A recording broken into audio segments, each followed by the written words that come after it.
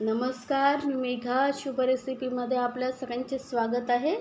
आज आपण शेव कशी बनवायची ते पाहणार आहोत. दिवाळी जवळ आली तर दिवाळीच्या पदार्थामध्ये शेव एकदम कुरकुरीत ही शेव बनवायची आपल्याला. आणि ही शेव जास्त काळ कुरकुरीत कशी राहील यासाठी आपण यामध्ये एक पदार्थ असा घालणार आहोत, त्यामुळे ही शेव संपेपर्यंत एकदम कुरकुरीत राहील आणि खूप चविष्टही लागते. एकदम मार्केटमध्ये जशी कुरकुरीत शेव मिळते तशीच अगदी सोप्या पद्धतीने आपण घरच्या घरी बनवणार आहोत.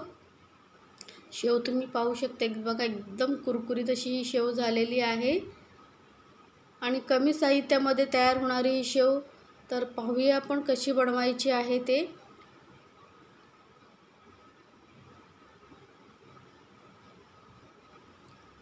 तर शेव बनवण्यासाठी इथे मी घेतलेलं आहे बेसन. तर इथे मी अर्धा किलो बेसन घेतलेलं आहे, 4 कप, आणि 2 चमचे अर्धा कप इथे मी साबुदाण्याचं पीठ आणि 8 लसणाच्या पाकळ्या घेतलेल्या, त्याची पेस्ट करून घ्यायची आहे. आणि 2 चमचे लाल मिरची पावडर, अर्धा चमचा हळद, आणि त्यानंतर 1 चमचा मी ओवा घेतलेला आहे. चवीनुसार मीठ घ्यायचं आहे आणि 4 चमचे आपल्याला इथे गरम तेलाचं मोहन घालायचं आहे. तर तेल आपण आता गरम करून घेणार आहोत आणि लसणाची पेस्ट करून घ्यायची आपल्याला. तर लसणाची मी पेस्ट करून घेतलेली, एकदम बारीक पेस्ट करून घ्यायची. तर सर्वप्रथम आता आपण बेसन चाळून घेऊया. बघा एकदम बारीकवाली मी चाळणी घेतलेली आहे आणि त्याने आपण हे सर्व बेसन चाळून घ्यायचं आहे. बेसन चाळल्यामुळे काय होतं, यातले म्हणजे सगळ्या गुठळ्या वगैरे असतील त्या निघून जातात. आणि जेव्हा शेवचा साचा एकदम हे बारीक असतं, त्यामधून मग शेव निघताना आपल्याला काहीच प्रॉब्लेम होणार आणि अडकणार नाही. म्हणून हे बेसन आहे जे चाळून घेणं खूप गरजेचं आहे. तर बेसन मी सर्व चाळून घेते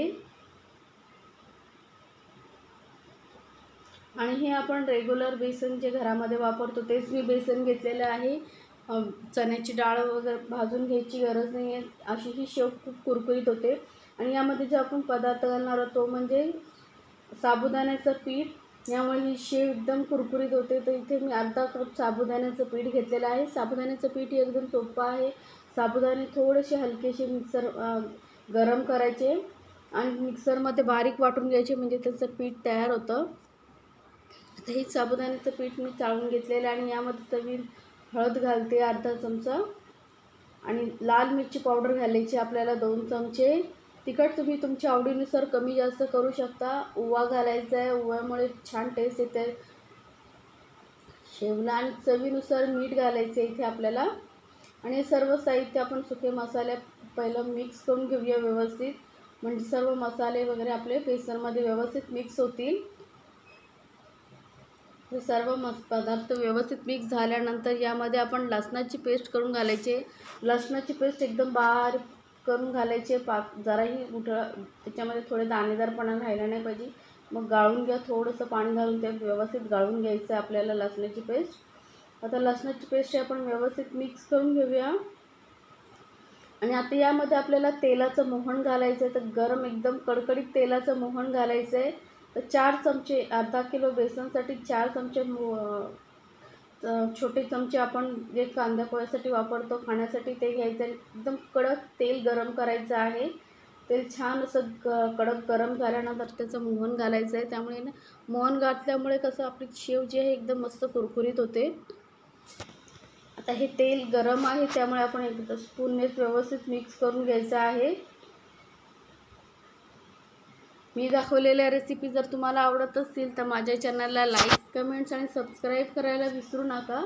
सोबतच बेल आयकॉनवरतीही क्लिक करा, म्हणजे माझ्या नवीन रेसिपीची नोटिफिकेशन लगेचच तुमच्यापर्यंत पोहोचेल. आणि तुमच्या फ्रेंड सर्कलमध्येही जरूर शेअर करा या रेसिपी जर तुम्हाला आवडत असतील तर. आता तेलाचं मोहन आपण व्यवस्थित पिठाला सर्व चोळून घ्यायचं, असं हाताने व्यवस्थित चोळून घ्यायचं आहे, म्हणजे पूर्ण बेसनमध्ये व्यवस्थित तेलाचं मोहन लागेल. आता तेलाचं मोहन व्यवस्थित झालं आहे की नाही ते चेक करण्यासाठी हाताने अशी मुठ्ठी घट्ट करून पाहायची. जर व्यवस्थित घट्ट झालं तर म्हणजे बेसनला असं या पद्धतीने तेलाचं मोहन व्यवस्थित लागलेलं आहे. आता आपण हे पीठ मळण्यासाठी घेणार आहोत. तर थोडंसं मी असं कोमट पाणी करून घेतलेलं आहे, जास्त हलकंसं कोमट पाणी करून घेतलेलं आहे. आणि कोमट पाण्याने आपण हे पीठ मळून घ्यायचं आहे आणि हे पीठ व्यवस्थित एकदम चांगलं मळायचं आहे, म्हणजे यामध्ये जो चिकटपणा आहे तो व्यवस्थित टिकला पाहिजे. त्यामुळे शेव एकदम मस्त कुरकुरीत ही होईल तुमची. अगदी थोडं थोडं पाणी घालायचं आहे आणि जास्त पाणी एकसाथ घालू नका, कारण बेसन मळण्यासाठी जास्त पाणी लागत नाही, थोडंसं पाणीच लागतं. पण याला चिकटपणा असतो त्यामुळे पटकन लगेचच पीठ पातळ होईल. आणि जर जास्त पातळ पीठ झालं तर मग तुम्हाला चकलीच्या साच्यामध्ये घालून चकली पाडणं प्रॉब्लेम होईल, म्हणून थोडंसं पाणी घालून आपण हे पीठ मळून घ्यायचं आहे. बघा, नाही एकदम घट्ट आहे नाही पातळ, असं मध्यमच एकदम सॉफ्ट असं आपल्याला हा डो बनवून घ्यायचा आहे. बेसन खूप चिकट असतं त्यामुळे थोडासा चिकटपणा जास्त असतो, त्यामुळे जर थोडा प्रॉब्लेम होणार मळायला.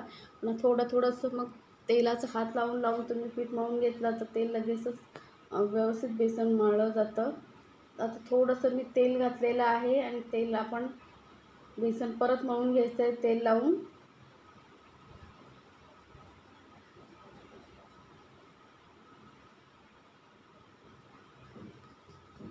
आता हे आपलं पीठ व्यवस्थित मळून झालेलं आहे, तर आपण शेव पाडायला घेणार आहोत. त्यासाठी चकलीचा साचा आपल्याला घ्यायचा आहे. त्यातलं थोडंसं पीठ आपण घ्यायचं, एक गोळा छोटासा, आणि त्याला असं थोडंसं लांबट करायचं आहे, म्हणजे साच्यामध्ये आपल्याला फील करायला इझी जाईल असं थोडंसं लांबट आकार द्यायचं आहे. आणि ह्या चकलीच्या साच्याला मी पूर्णपणे आतून तेल लावून घेतलेलं आहे व्यवस्थित. आणि यामध्ये आपण थोडा मध्यम असा शेवचा हे घालणार आहोत प्लेट्स. तुम्हाला जर बारीक घालायची असेल तरी चालेल. आणि मग पूर्ण व्यवस्थित साच्याला तेल लावून घ्यायचं आणि आपण जो डो असा लांब करून ठेवला होता थोडा लांबट शेप देऊन तो घालायचे, व्यवस्थित दाबून आतमध्ये फील करायचा आहे. आपल्याला हा साचा आहे तो वरपर्यंत थोडा भरायचा आहे. थोडीशी गॅप ठेवायची, म्हणजे आपल्याला वरून हे कवर करायला इझी जाईल. आता व्यवस्थित आपण लावून घ्यायचं आणि मी कढईमध्ये तेल गरम करत ठेवलेलं आहे.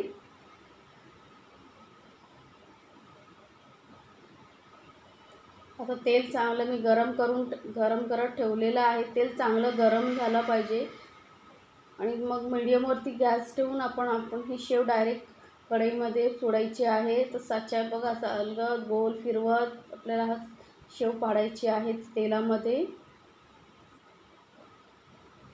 गॅसचा फ्लेम मीडियम ठेवा, नाहीतर हाताला चटके बसू शकतात. एकदम असं गोल गोल फिरवत आपल्याला ही शेव पाडायची आहे तेलामध्ये. आणि जास्त मोठा जाडसर असं फेरा नाही मारायचा आहे, थोडंसं बस 1-2 फेऱ्यामध्ये आपली ही शेव व्यवस्थित होते. फक्त 2च फेरे घ्यायचे, म्हणजे ते शेव तळायलाही जागा मिळते.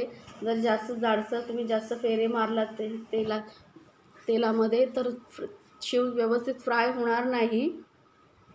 आता एका साईडने व्यवस्थित फ्राय झाल्यानंतर आपण असं बघा चिमट्याने किंवा स्पूनने वगैरे तुम्ही पलटी मारू शकता. शेव चांगली फ्राय होण्यासाठी दोन्ही साईडने असं फिरून आपण फ्राय करून घ्यायचे आहे, त्यामुळे व्यवस्थित ते आतपर्यंत व्यवस्थित फ्राय होते. मीडियम फ्लेमवरती आपण मस्त शेव ही कुरकुरीत होईपर्यंत, कलर चेंज होईपर्यंत फ्राय करून घ्यायची आहे. आता बघा परत असं अलटून पलटून थोड्या वेळाने आपण ही शेव मस्त फ्राय करून घ्यायची आहे मीडियम फ्लेमवरती. आता हे बघा वरचा फेस बसलेला आहे, म्हणजे जेव्हा आपण कढईमध्ये शेव टाकतो तो फेस येतो आणि थोड्या वेळाने बसतो व्यवस्थित. फेस बसला म्हणजे शेव आपली तळून तयार झालेली आहे. बघा कलर किती छान आलेला. आता परत मी तुम्हाला दाखवते शेव कशी तेलामध्ये सोडायची आहे ते. साचा अगदी घट्ट पकडायचा आहे आणि व्यवस्थित गोल गोल फिरवत आपल्याला ही शेव अशी तेलामध्ये सोडायची आहे.